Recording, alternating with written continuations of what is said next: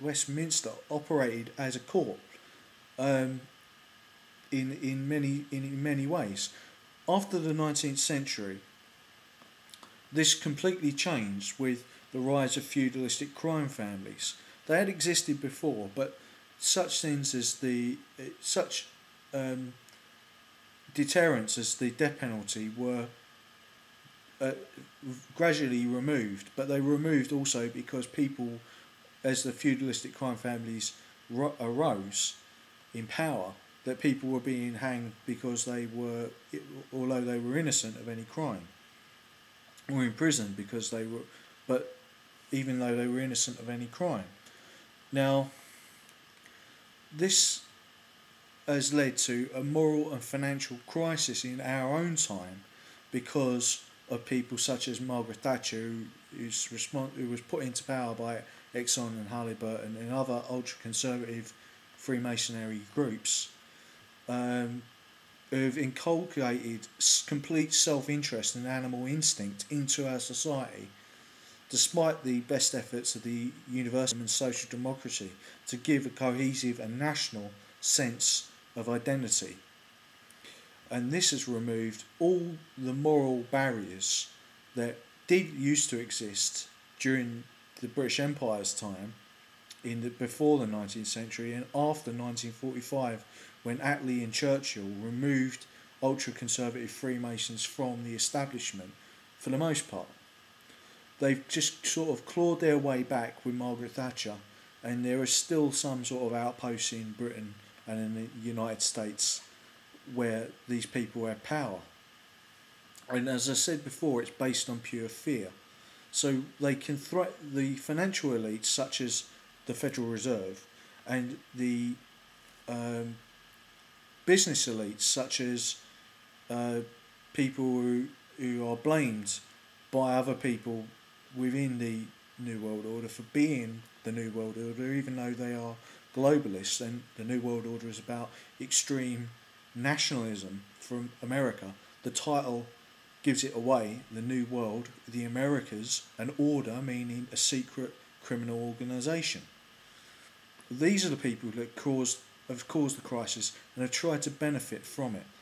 But in doing so, they've caused the destruction of their own power because they went against the other major crime or feudalist families. And this is what is happening at the moment.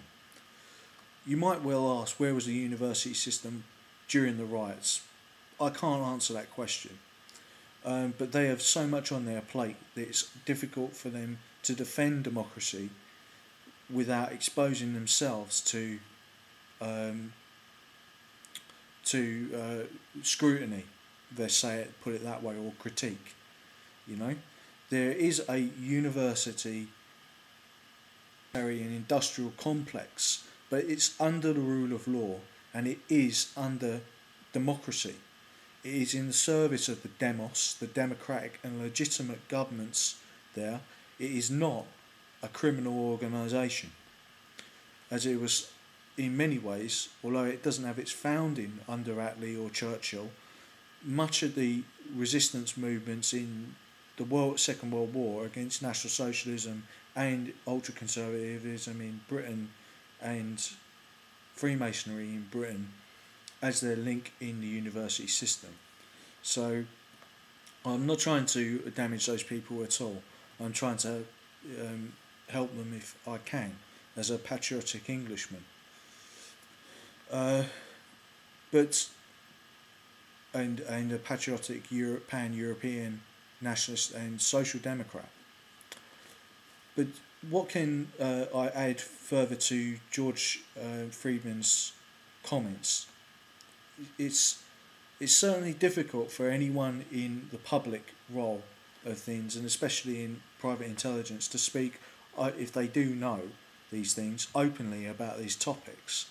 But I would ask people to speak more widely if they can, and if they don't feel they've got strong enough backing, then try and find somebody who can back them up against these people in Exxon and Halliburton and ultra-conservative Freemasons, because they are a dangerous. They are a small, but they are a dangerous group, and they will try and radicalise ultra nationalists to become ultra conservatives and turn against their own people, as we saw with Andre Breivik in Norway, who had some training and in links with the UKIP, BNP, and EDL, who are ultra conservative Freemasonry groups. And these people are not just using knives and boxing anymore, they're using bombs and bullets to kill people in city centres. And this is just indicative of what they do when they try and create crisis around the world and try and benefit from them, as they probably tried to do with Lehman Brothers. So they are not as powerful as Al Qaeda or the Bin Ladens and Saudis, not anywhere near. And they did not do 9/11, but they are a dangerous group of people, and they do need to be confronted in military economic terms, and to break the social and economic connections around them. I'm sure that they will try and use the riots in Britain as another thing to make political capital out of, as we've seen on the Newsnight programme on the BBC with David Starkey and other arch Thatcherites trying to use the crisis to make their sort of authoritarian militaristic solution, which would lead us to a military dictatorship within Britain, and one which the army itself would not benefit from. They would be used as the BNP had been used, as the UKIP had been used, and as the EDL had been used. And we're talking about the social and moral crisis which has descended from the bankers, yes, who stole money, right? And the politicians, yes, who stole money. But it was a feudalistic crime family based in Exxon and Halliburton's power over the lives and family of Paulson, who, the US Treasury Secretary, which ceased trading in Lehman Brothers, which caused the crisis, which spread from the United States to Europe, and which Europe is now having to pay for. Although we should be glad that we are paying for it, because we should be helping our American friends to combat this tyranny, this criminal organisation, which does nothing but evil and is pure evil.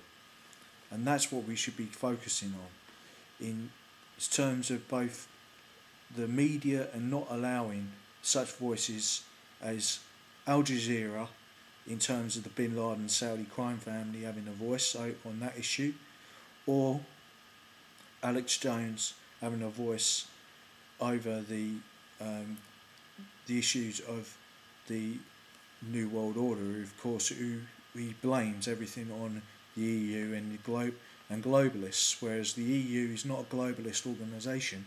It is